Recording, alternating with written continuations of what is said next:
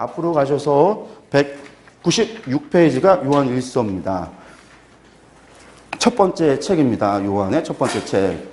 전체 보기로 바로 들어가서 보면은요, 1장부터 5장까지 되어져 있는 짧은 서신입니다. 짧지만 여기에는 우리에게 큰 의미를 주고 있다라고 하는 것 보셨으면 좋겠습니다. 이것도 편지의 형식, 서론이 있고요, 본론이 있고 결론이 있습니다. 1장 1절부터 4절까지가 서론입니다. 근데 이 서론에는 뭐냐면 이 서신을 쓰게 된 목적이 무엇인지를 밝히고 있어요. 그러니까 이 서신을 왜 쓰는지, 이 설교를 왜 하는지 목적이 담겨 있는데 마지막 결론에 다시 한번 이 목적을 다시 한번 반복을 합니다. 서신을 쓴 목적, 그 목적을 결론 부분에 다시 한번 수미상관의 형식으로 다시 이야기해요. 그러니까 이 성경, 이것을 쓰는 목적이 중요하다라는 것이겠죠. 수미상관의 형태로 반복한다라는 얘기는요. 그 목적이 뭐냐면 내가 너희에게 영원한 생명을 전하려고 한다. 여기서도요. 내가 너희에게 영원한 생명이 아니라 여기서는 영생을 알게 하기 위함이다. 라는 것이 목적이라는 겁니다.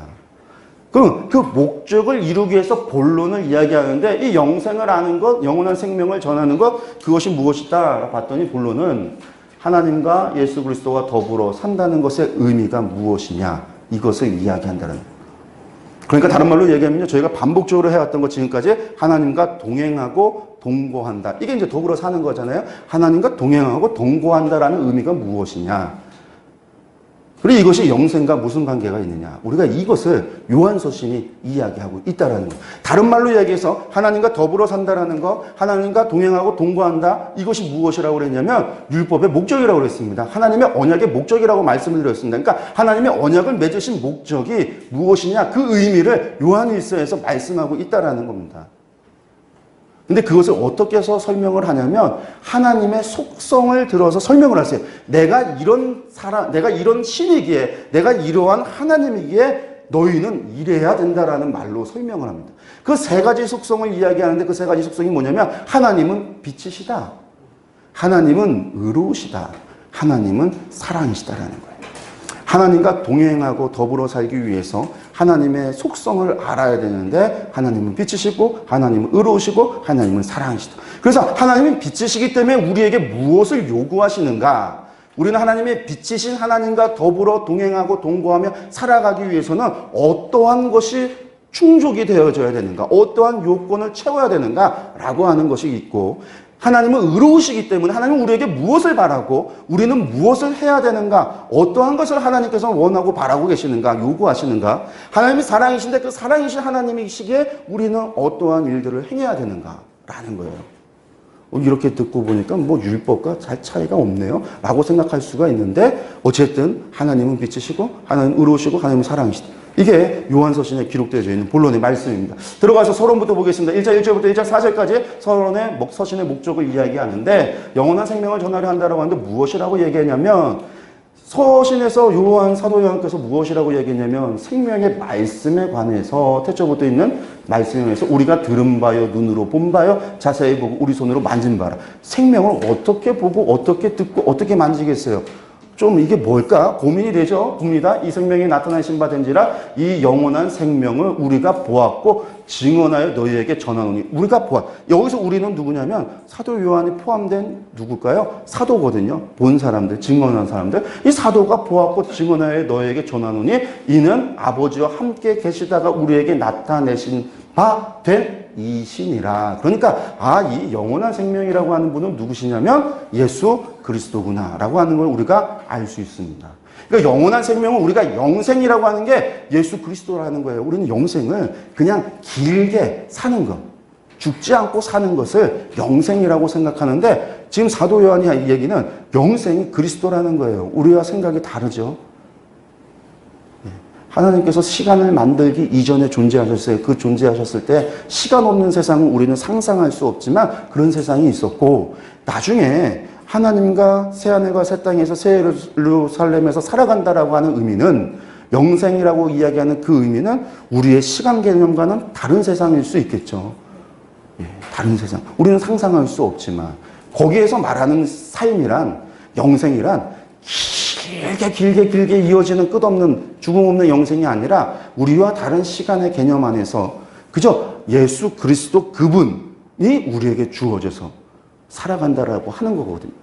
좀 다르다라는 거예요. 이 영생이 그냥 예수님이라는 거니까.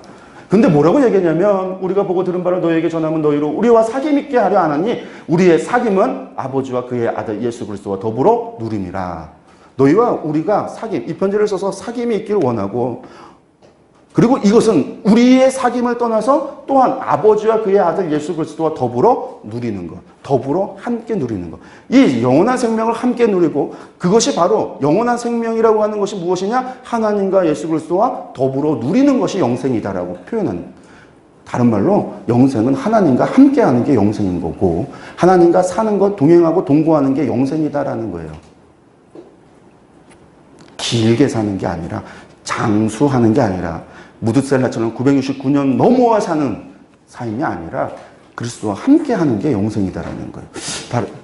그러면서 이 목적을 어떻게, 그럼 이 더불어 누리고 더불어 사는 것이 무엇인가라고 하는 것을 이야기하는데, 첫 번째 빛 가운데 삶이 1장 5절에서 2장 27절까지의 말씀입니다. 빛 가운데 삶을 한번 들어가서 본다면, 먼저 1장 5절에서 7절에서 빛이신 하나님에 대해서 말씀하십니다. 무엇이라고 얘기하냐면, 우리가 그래서 듣고 너에게 전하는 소식은 이것이니 곧 하나님은 빛이시다. 그래서 그 하나님에게는 어둠이 조금도 없다라고 말씀. 하나님은 빛이신, 빛인데 어둠이 조금도 없습니다. 빛에 있어서 100%입니다. 99.9%도 아닙니다. 99.99%도 아닙니다. 오직 100%, 오직 빛, 어둠이 조금도 없으신 하나님이시다라는 거예요. 그럼 그 하나님, 빛이신 하나님하고 더불어 누리기 위해서는, 더불어 살기 위해서는 어떻게 돼야 되는가? 5가지를 이야기합니다. 첫 번째, 그 5가지를 이야기하는데, 이 5가지 핵심이 뭐냐면, 빛이시기에 어둠이 있어서는 안 된다, 죄가 있어서는 안 된다라는 이야기예요. 그러면서 첫 번째, 죄를 자백하라. 8절에서 10절 말씀 보는데, 만일 우리가 우리 죄를 자백하면 그는 미쁘시고 의로우사 우리 죄를 사하시며 우리를 모든 불의에서 우리를 깨끗게 하신다. 누가 하신다? 하나님께서요. 빛이신 하나님과 살기 위해서는 첫 번째, 정결해야 돼요. 다른 말로 이야기하는데 정결해야 돼요. 정결해야 된다는 얘기를 여러분들 생각하시면 정결법 생각해야 되겠죠. 정결법 생각하면 과거에야 속죄제를 드리고 화목제를 드리고 대속제를 통과하지만, 오늘 우리에게 있어서는 누가 속죄의 제물이 되어주셨고, 대속의 제물이 되어주셨고, 화목의 제물이 되어주셔서 누가 십자가에서 다 이루셨죠? 예수 그리스도께서. 그리스도로 말미암아. 그러니까 이것도 사실은 하나님의 은혜로 되어지는 건데, 죄를 자백하면 그에게는 고백해라, 고해성사하라는 얘기가 아니라 하나님 앞에서 내가 죄인됨을 뭐하라? 인정하라. 여러분들, 우리가 죄인인 줄 알 때만이 우리는 무엇을 구할 수 있냐면 하나님의 은혜를 구할 수 있습니다. 내가 죄인이 아니라고 생각하는 사람은 하나님의 은혜를 구하지 않아요. 그것이 교만입니다. 다른 말로 얘기해서 성경에서 말하고 있는 겸손이라고 하는 것이 무엇인가요? 겸손은 저는 잘 못해요. 이렇게 자신을 좀 가리고 자신을 낮추고 하는 것이 겸손이 아니라, 피조물의 겸손은요, 우리가 하나님을 떠나서는 살 수 없다라는 게 겸손이에요. 오직 하나님과 의존하여 살 수밖에 없어요. 내가 하나님과 함께 하나님을 의지하고 하나님과 사는 것이 그것이 겸손이에요. 내가 하나님을 떠나서는 살 수 없구나라는 게. 그러니 죄인인 줄 알 때에 하나님 앞에 하나님의 은혜를 구할 수 있는 거예요. 내가 자를 자백하라, 나는 죄인입니다. 하나님 앞에 이것을 이야기해요.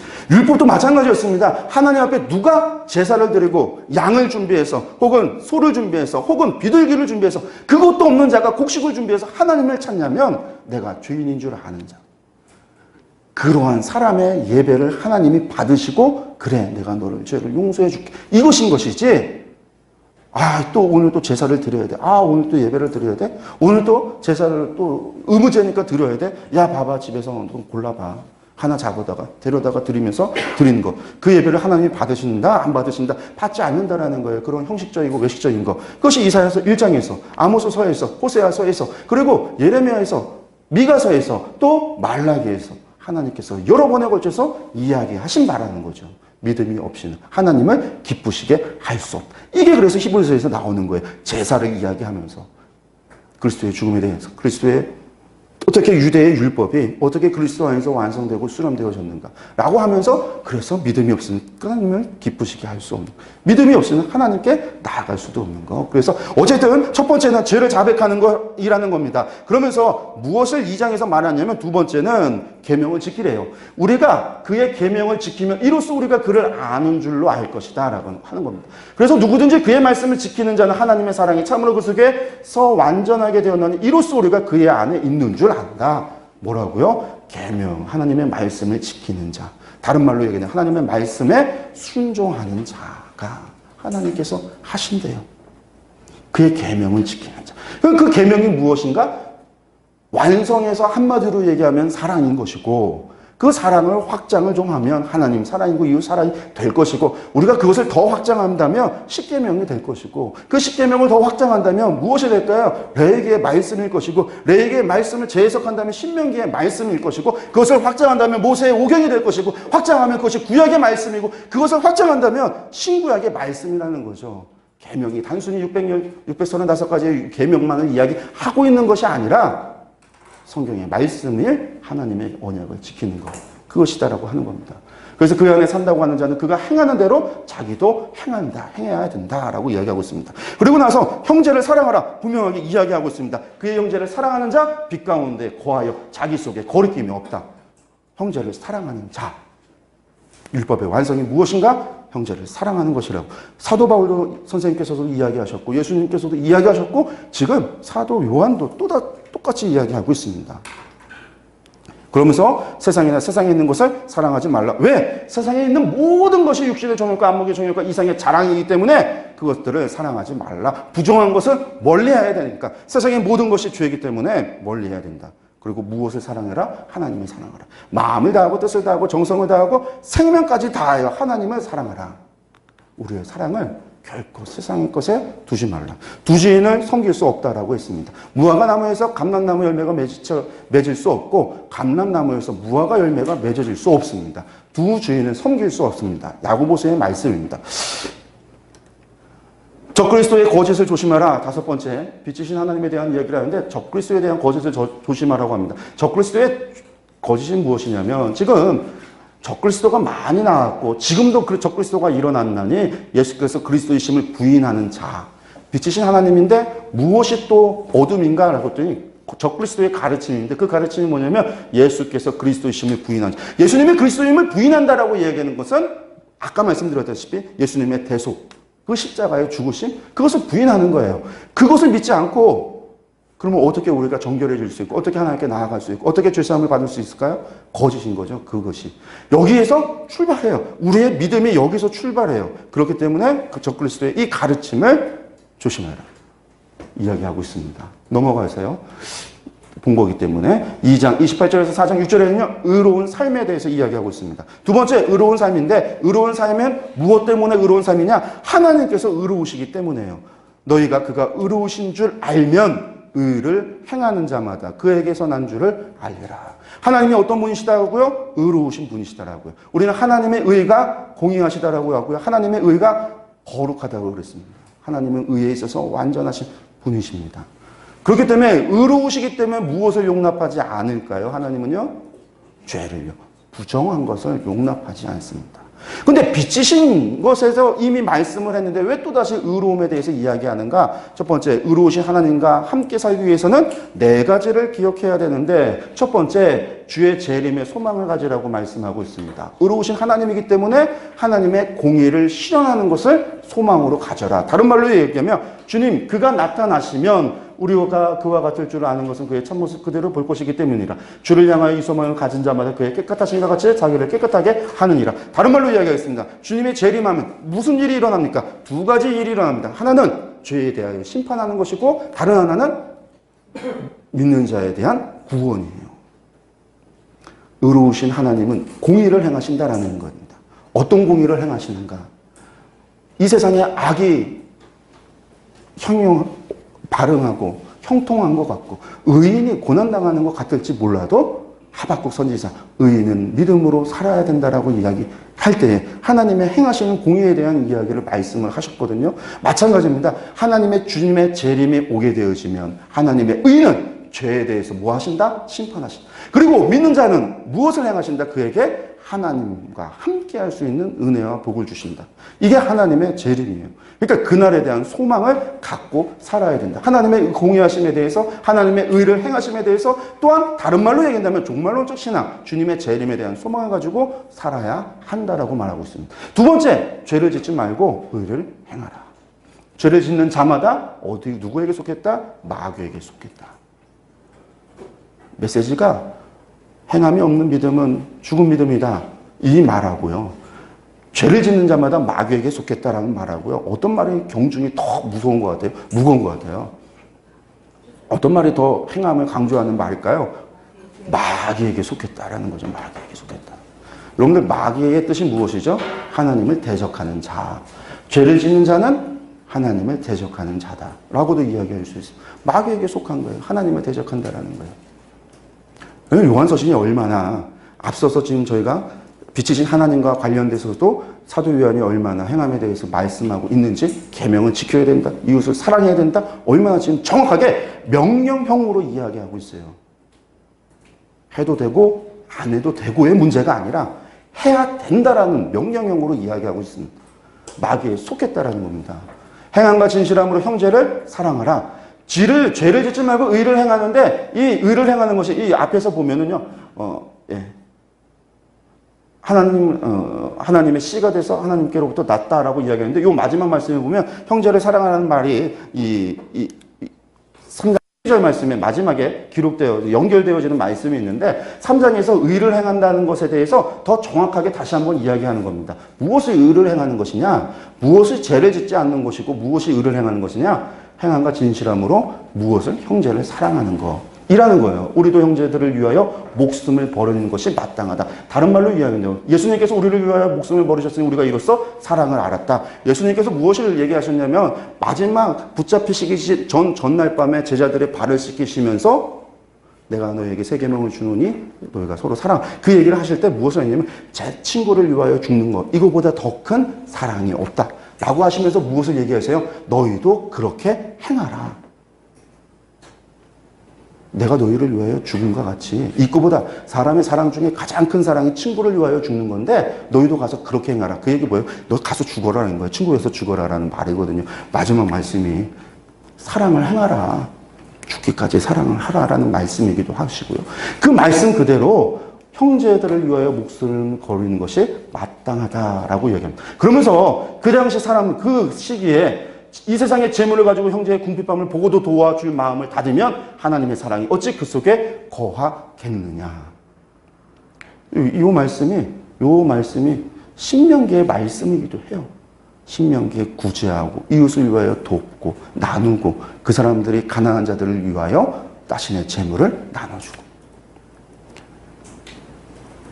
연관이 없는 말씀이 아니라, 구약따로 신약따로의 말씀이 아니라 말씀들 전체가 들어가서 보면 이게 그 말씀이었구나라는 것을 알 수 있습니다.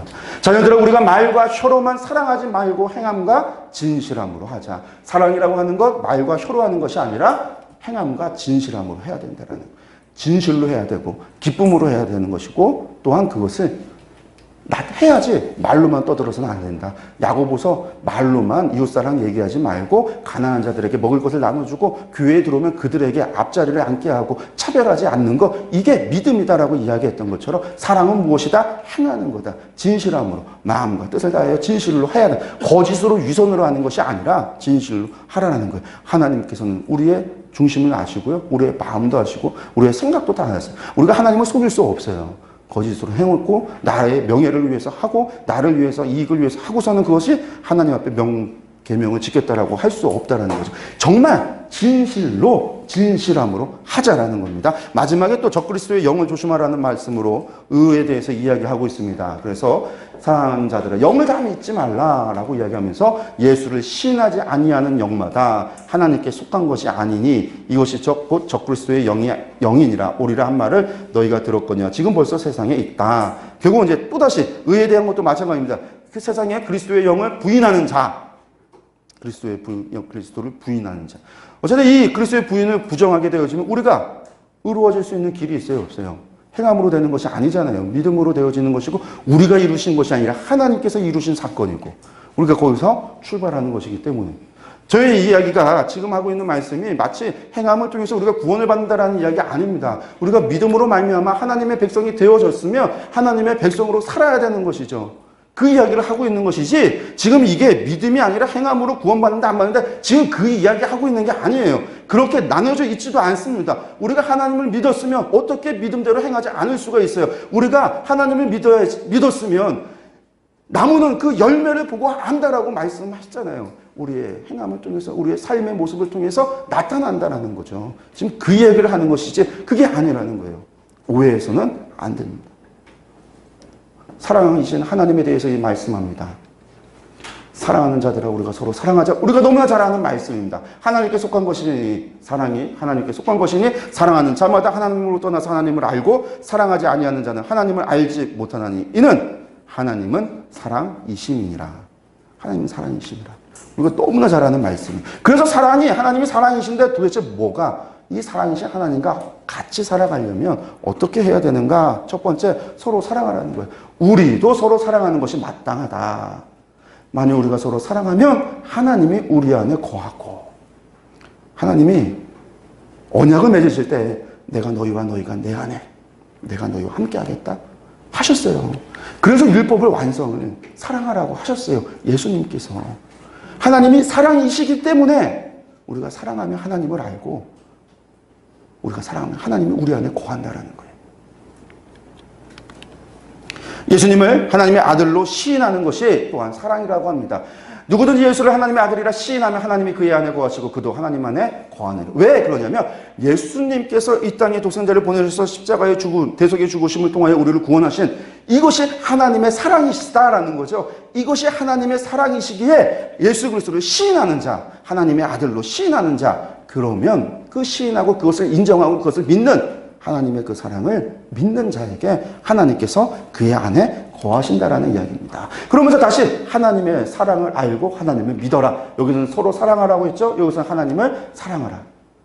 하나님이 우리를 사랑하시는 사랑을, 이 사랑이 예수 그리스도를 통해서 나타났고 우리가 알고 믿었노니 하나님은 사랑이시라. 사랑 안에 거하는 자는 하나님 안에 거하고 하나님도 그의 안에 거한다. 우리가 보셔야 돼요. 하나님 안에 거한다. 하나님이 안에 거하고 우리가 하나님 안에 거하고 그 거룩하신 하나님과 어떻게 거하고 어떻게 함께 하는가. 하나님을 사랑하면 그렇게 한다라는 거예요.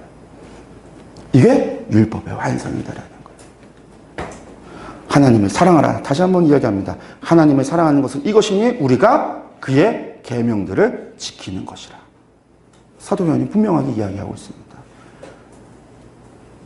사랑을 확대하면 하나님 사랑과 이웃 사랑, 하나님 사랑과 이웃 사랑을 확대하면 그것이 십계명의 말씀, 그것을 확대하면 그것이 레위기의 말씀, 확대하면 그것이 모세 오경이다. 우리가 이 언약의 상관관계를 말씀을 드렸던 것, 단순히 사랑하라고 하는 것이 계명과 독립된 것, 이것이 구약과 독립된 것, 그냥 이것만으로 모든 것을 퉁치고 넘어가는 것이 아니라 그 안에 담겨 있는 거예요. 독립되어져 있지 않다라고 하는 겁니다. 하나님 사랑하는 것은 다른 것이 아니라 우리가 하나님의 계명을 지키는 것이라는 거예요.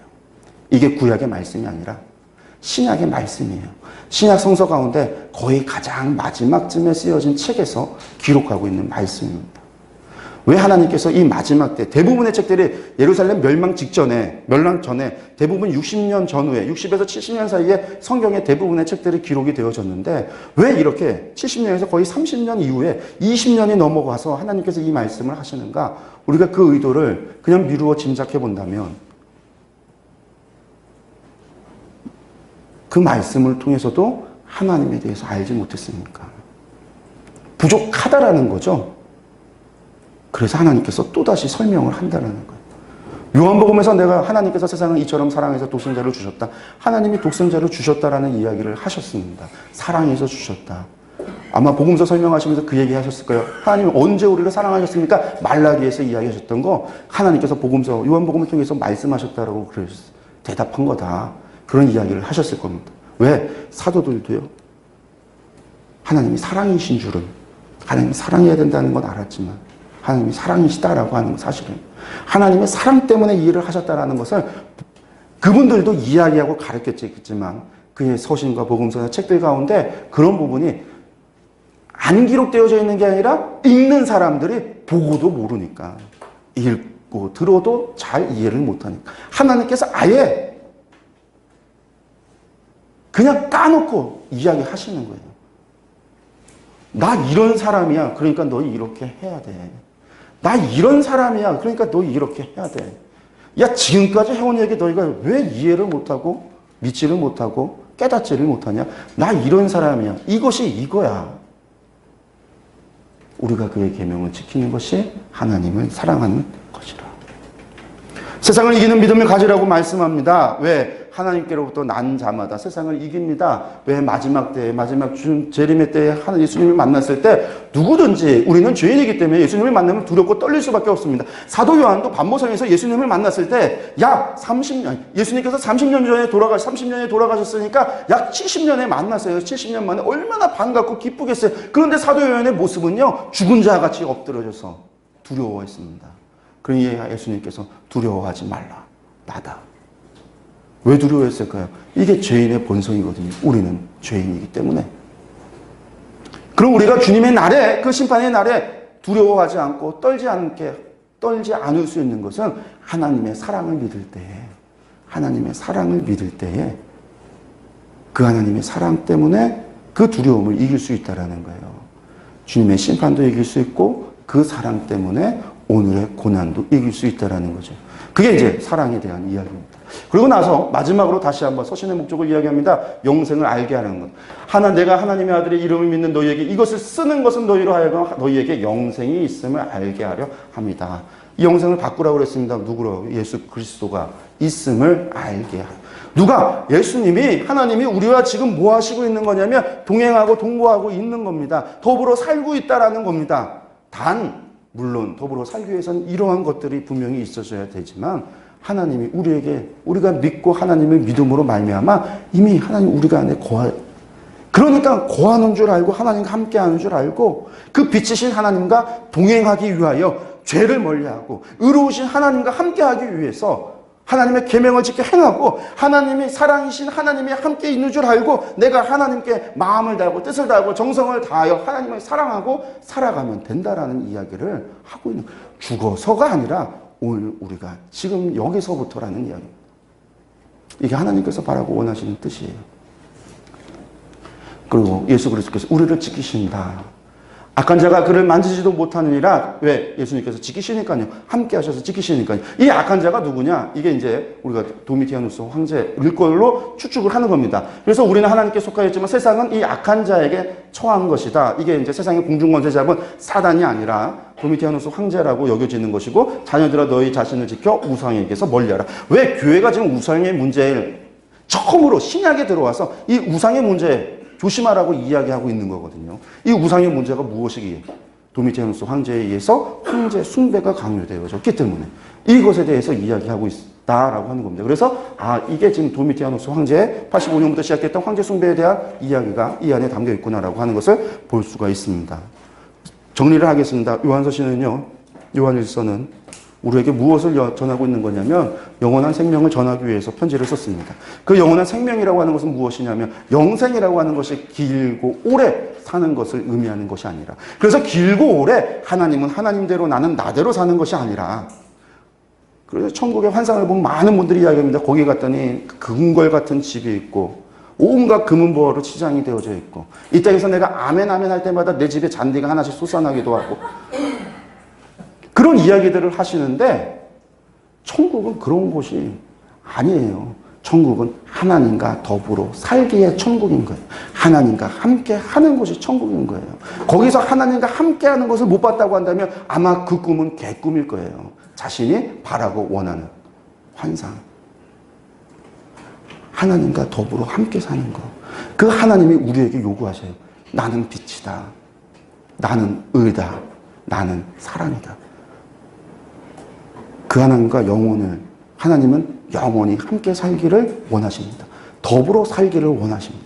동행하고 동거하기를 원하십니다. 이것 때문에 우리와 언약을 맺었습니다. 이것 때문에 주님이 이 땅에 오셨습니다. 이것 때문에 주님이 십자가를 지셨습니다. 이것 때문에 주님이 십자가에서 죽으셨습니다. 이것 때문에 주님이 부활하셨습니다. 이것을 위하여 주님이 다시 오실 겁니다. 그러면 우리도 이것을 꿈꿔야 돼요. 하나님과 더불어 함께 사는 것, 하나님과 동행하며 동거하는 것을 꿈꿔야 하고 소망해야 되고 기대해야 되고, 죽어서 저 세상에서가 아니라 오늘 내가 하나님과 함께하기 위하여 내 마음과 뜻과 정성과 생명을 다해서 순종하고 그 일을 위하여 우리의 생명을 바쳐야 되는 겁니다. 유한석 시인 여기서 정리하도록 하겠습니다. 감사합니다.